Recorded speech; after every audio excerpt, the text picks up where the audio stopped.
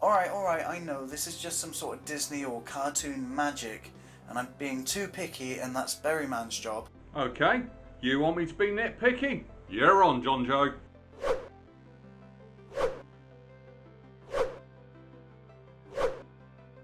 Mulan is a 1998 animated musical historical action adventure film produced by Walt Disney Feature Animation for Walt Disney Pictures. It's based on the Chinese legend of Mulan. It was Disney's 36th animated feature and the 9th animated film produced and released during the Disney Renaissance. It was directed by Tony Bancroft and Barry Cook. The plot takes place in China during the Han dynasty, where Mulan, daughter of aged warrior Fa Zhou, impersonates a man to take her father's place during a general conscription to counter a Han invasion. When the film was released, it was well received by critics and the public, who praised the animation, plot and characters and the music score, and it made tons of money. It even got nominations at the Grammys and Academy Awards. But like we say on this channel, there's no such thing as a perfect film. So that's what we're going to do today. Talk about 10 things that can make Mulan better. Number 10. Wrong bad guys. The film's set during the Han dynasty in China, which lasts from the 3rd century BC to the 3rd century AD or 4th century AD. There's a bit of confusion there. The legend of Mulan is actually set between the 4th and the 6th century AD. Well, the original legend at least. The Huns, that are the bad guys in this film, they were around from around about the 3rd century BC, and they wiped themselves out around about the 2nd century AD, so they weren't actually around in Mulan's time. Now, in the original legend, Mulan actually was going against nomadic hordes, so they were just people without a country, just attacking for the sheer hell of it. So why did they use Huns? They could have used anybody. I mean, the guy they got as the overall bad guy, he was fantastic, but the backstory where he's a Hun didn't quite work because it's not exactly true. They've taken a lot of creative liberties here. They could have used more historical accurate facts, and it wouldn't have actually changed anything in the film, and this reviewer here would not be as nitpicky as I've been told I am. Number 9. Non-Asian cast. So a film set in China should have primarily had a Chinese or at least Asian cast. Now, a lot of the cast were, especially the main character was voiced by an Asian lady, but there was still a lot of American cast in this. Now, I'm going to read some of these actors from IMDb, which were in this film, but I don't think they should have been. I mean, you have got as Shan Yu, the villain, Miguel Ferrer. You had Harvey Fierstein, June Foray, Miriam Margolyes, Eddie Murphy, Marnie Nixon, Donny Osmond. And these people are not Asian. Why? Why could you not use an Asian cast? I mean, this is borderline whitewashing. Now, I know Disney wanted to make this film to appease the Chinese government and the Chinese people after something they did a few years prior to this, but still, this film should have had a Chinese cast. They should not use American. It's voice acting. You don't need big stars. Disney have never ever needed big stars. Talking about big stars though. Number 8. Eddie Murphy. Yeah, Eddie Murphy. I got the feeling he was a little bit wrong for this role. I mean, he does good voiceover work. Look at Donkey in Shrek, but that plays to Eddie Murphy. That's not Donkey, that's Eddie Murphy. Whereas this, no, I didn't feel like it was Eddie Murphy. Eddie Murphy is quite a comedy, funny person, but as Mushu, as a guardian, as a selfish guardian, I didn't think he was quite right. I don't know, I found it off-putting. Basically, Disney are trying to replicate what they had with Robin Williams in Aladdin, but they failed. No, sorry, Eddie Murphy wasn't quite right as Mushu here. Number 7. Magic Huns. So right at the very beginning, the Huns are throwing grappling hooks on top of the Great Wall of China. One of the guards see this, he goes to raise the alarm, goes to one of the towers, and they're already in. How? Why? Why were they climbing up if they were already inside the wall? It didn't make sense unless they're all magicians. They have the ability to walk through walls. Now, once they cleared out the Chinese army, but it didn't really make sense. It was quite confusing.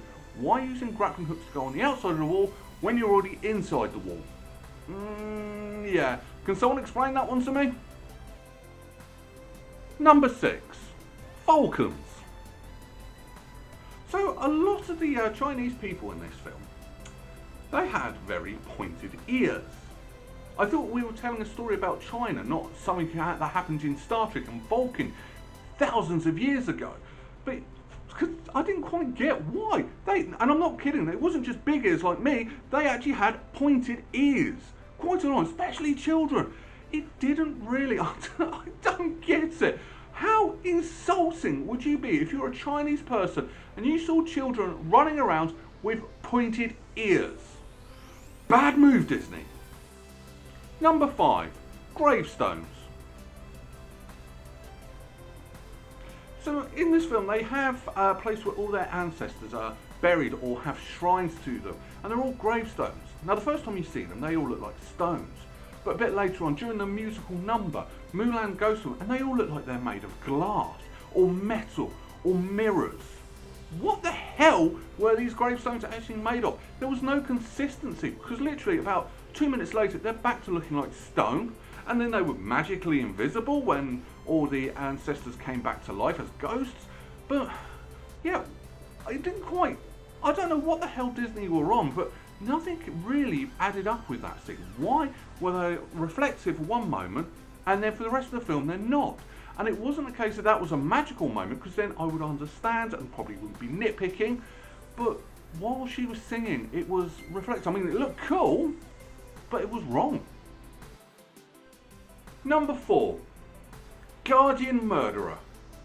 As seen in the intro to this video, the reason why I am doing this video is because John Joe actually says that I'm good at nitpicking, and he was talking about the Mulan film. I would recommend checking out that video. There's a link to it up here and there's a link in the description down below. But he did also make a good point in that video, something I liked a lot that I'm putting it in mine, and that is Mushu is a murderer. Seriously, he was asked to go and wake the Great Stone Dragon, which he did, but for some reason, there's lots of reasons why he didn't, but the Great Stone Dragon didn't wake up. And in his frustration, he destroyed the statue. That statue is supposed to be the Guardian, and Mushu just murdered him. Flat out murder. There's no other way. Or manslaughter, because it was accidental. But still, Mushu killed the Great Stone Dragon. This is a Disney film and you just showed murder in the first degree there, mate. Number 3. Songs. Every single Disney film always has that at least one signature song which is catchy as hell and that you are singing for ages. Except for this film didn't. I mean, the songs were okay, but there was no standout song. There wasn't one song that everyone knows. I mean, you got Hakuna Matata from Lion King, Let It Go from Frozen, and I have done both those films as well. But even going further back, you've got Beauty and the Beast and Snow White and Robin Hood. All have some fantastic, brilliant songs, but Mulan was missing that. Now they're okay, because when I was watching this, my girlfriend's daughter was literally singing every single song, which is fine, for she's their perfect democrat. But for a family, you need at least one song that is for everybody, and this film was missing that, I'm afraid. Number 2, musical score. One thing that is good about this film is the musical score. It's actually a good score, except it's not very Chinese, except when they're in the Imperial City and there's a parade going on. That was the only time I got the sense that this is a Chinese film. Well, I know it's not, I know it's an American film, but I would have tried to make this musical score have more of that Chinese feel. To like really bring out, have that theme Chinese. This wasn't, this seemed to be an American film. This could have been set anywhere. I mean, I've already said it could have been set on Vulcan, but I don't know. I just wanted a Chinese feel to this film, and I think this film actually failed on that front. Number 1, pacing. The biggest issue I've got with this film is I felt it was a bit too quick. I know the film's only an hour and a half long, but I also got the feeling that it didn't feel like an hour and a half. It actually shot straight through. It didn't have any time to slow down. It was literally bang, bang, bang, bang, film over. No, bring it back a little bit. This is something Disney does brilliantly, is bring out the full emotion in their film. You really feel that. They take the time to actually invest, but it just sort of just like washed over very quickly. Now, normally, yes, this is designed to be a kids film, but this isn't just purely kids. This is a family film, so it has to be for everything. But yeah, I just felt like the pacing was too fast and there was no off the pedal. It was literally one bit, one bit, one bit, done. Slow it down a little bit.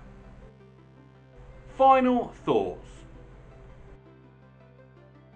So what do I actually really think about this film? Well, I'll let you into a secret. I had never actually watched this film before. I thought I had, but when I actually sat down to watch it with my family, I actually realised I've never watched it before. So it was quite interesting to actually watch, especially as I am actually really interested in watching the live action version of it when it comes out on Disney Plus. For free, I'm not paying the £20. But still, the film itself is actually a good film. It's very historical and it was quite nice. And it's also a film that's against the Disney formula. No Disney film before this was based around war. And this film didn't actually just base it around war, it actually full on showed war. It showed the effects of war, and it's really well done, which is playing to Disney's strengths. Now, I will say, I've said it before about the Disney magic. This film does have the Disney magic, which is why it works, and it is a good film. But still, it shouldn't. It really shouldn't work. There are actually quite a lot, when you sit down and think about it, there's quite a lot of things wrong with this film. But it works, for somehow. And I can't explain why, but it's very well done. You can also tell that this is where Disney's moving away from the traditional hand-drawn animation to more CGI. There are a couple of times it doesn't gel that much.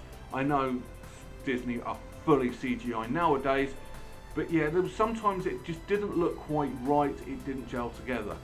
But overall, it's a film that you can sit back with your family and just sit back and enjoy, which is what you want sometimes, especially with a Disney film. So what am I going to rank it? Well, I did enjoy this film. I really did actually enjoy this film. So I'm going to give it 8. 8 out of 10 berries is my recommendation on that. But what did you think of this film?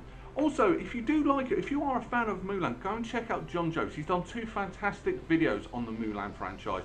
One about Mushu wasn't the only guardian, and the other one some fan theories about it as well. So go and check him out, because that's quite good. In regards to your thoughts about the film, leave them in the comments below, and I'll be back with you next week where we're talking about some more elements.